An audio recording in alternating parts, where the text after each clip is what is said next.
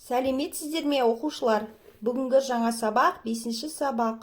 Батыр бабаларым. Бірінші тарау өзім туралы. Абылай. Оқушылар, Абылай хан туралы білеміз бе? Абылай хан қазақтың батыры, ханы, қолбасшысы және дипломат болған. Абылай хан қазақ мемлекетінің пайда болуына үлес қосқан хан. Оның шын есімі Әбілмансұр болған. Ал енді өлеңді суреттеп көрейік. Абылай. Жан жақтан бәрі қысқанда, айырып жау мен жақынды, қаптаған қалың дұшпанға, ұрандап шықтың атыңды. Абылай, Абылай, Абылай. Әбілмансұр жас кезінен бастап қол бастаған, яғни ел ішіне жау келсе, сарбаздарды бастап қолбасшы болған. 1730-1733 жылдар аралығында болған соғыста Әбілмансұр үлкен әкесінің әруағын шақырып, Абылай, Абылай, Абылай деп ұрандатыпты.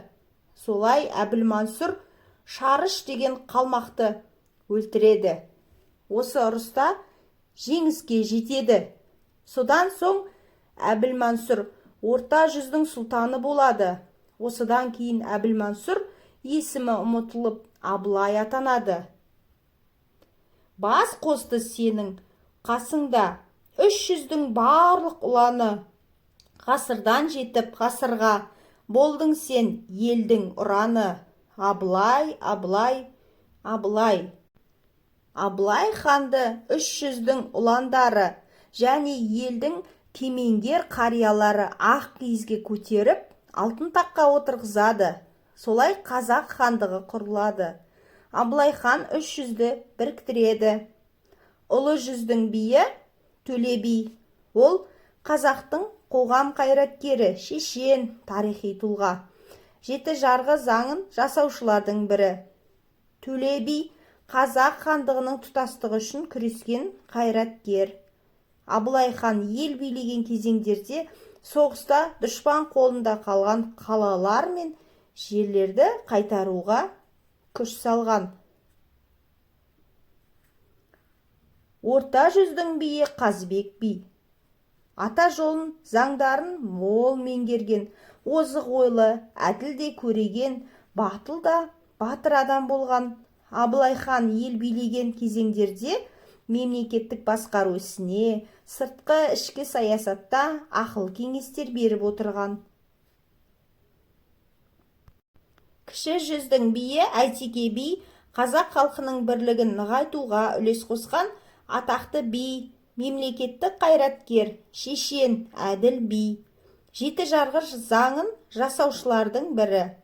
Әйтеке би қазақ елінің 300-нің бірлікте тату өмір сүруін ойлаған қамқоршы болған.